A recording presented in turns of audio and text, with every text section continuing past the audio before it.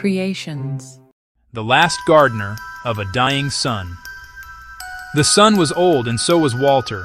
It hung in the sky, a vast, bloated ruby, its light a perpetual sanguine dusk. It no longer burned, it bled its final energy across the silent world of Ethel. And in that long, slow ending, Walter tended his garden. This was the last forest. The gene-forged sequoias, their bark like polished iron, rose into the still air, their canopies filtering the crimson light into a cathedral gloom. Underfoot, a carpet of phosphorescent moss glowed with soft, pulsating blues and greens. Walter moved through it all with a slow, deliberate grace, his gnarled hands checking moisture levels, pruning a dead branch, whispering to the trees in a language only they and he remembered.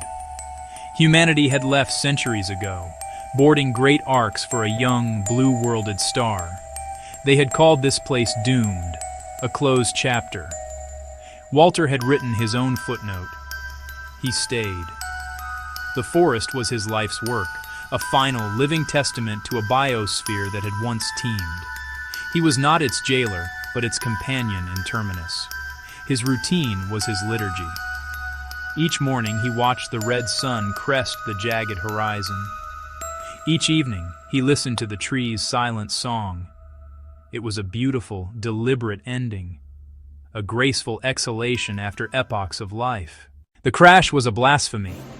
A shriek of tearing metal shattered the profound silence, a scar of fire and noise across the gentle sky. Walter watched, his heart a cold stone in his chest, as a scout vessel, a sleek silver dart from the human fleet, tumbled from the heavens and plowed a furrow of devastation through the northern edge of the forest. He found her struggling from the wreckage, her pristine environment suit smeared with alien soil. She was young, all sharp angles and frantic energy. Her name was Chloe. You. The final survey said the planet was sterile. Who are you? The caretaker. You have damaged the grove. Chloe stared at him, then at the towering silent trees, the glowing moss. Her mission-brief efficiency faltered. The scans.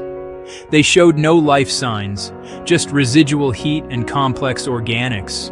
The forest is quiet, Walter replied. It does not shout its existence to the void. It is content to simply be. He looked at the broken trees, their sap oozing like liquid silver. Come, you are injured. He brought her to his habitation, a structure grown from living wood and crystalline filaments. As he tended a cut on her forehead, Chloe explained. The fleet was nearing its new home. A final pedantic audit required absolute confirmation of Ethel's extinction before officially closing the records. She was the fact-checker for Apocalypse. They'll send a retrieval ship once they get my distress signal, she said.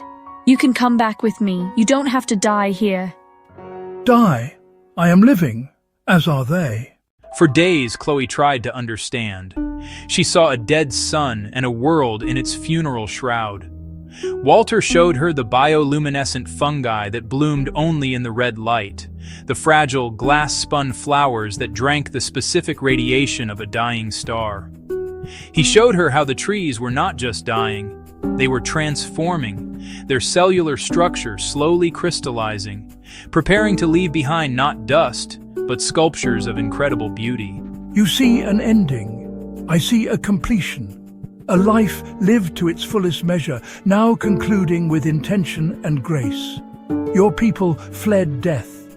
We are embracing it. There is a difference. He took her to the heartwood, the oldest tree in the forest. Its trunk was vast, and at its base, it was transparent, revealing a complex, slowly pulsing core of light. It is preparing its final gift. When the sun fades, the heartwood will release a cloud of spores, encoded with the genetic memory of this entire world. They will ride the solar winds. Perhaps in 1 billion years they will find another young sun, another young world, and something of Ethel will live again. My purpose is to be here, to bear witness, to ensure the ending is not one of chaos, but of purpose. Chloe looked from the ancient tree to the old man. She no longer saw a stubborn hermit, but a priest presiding over the most sacred of rites. Her mission, her entire worldview, felt hollow. They were cataloging corpses while he was celebrating a legacy.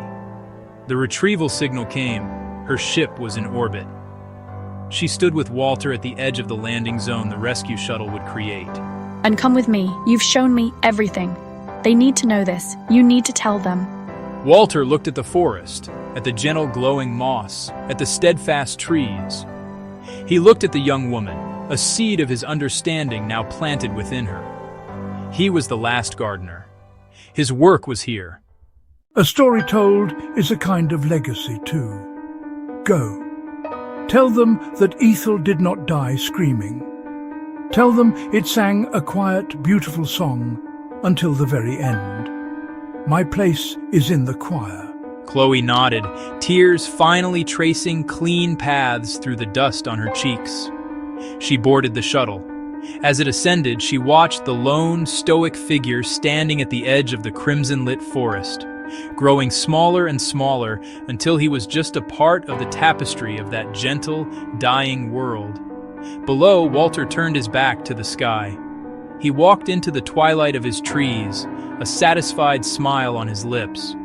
The sun was old, and so was he, and together they would see this beautiful, graceful ending through.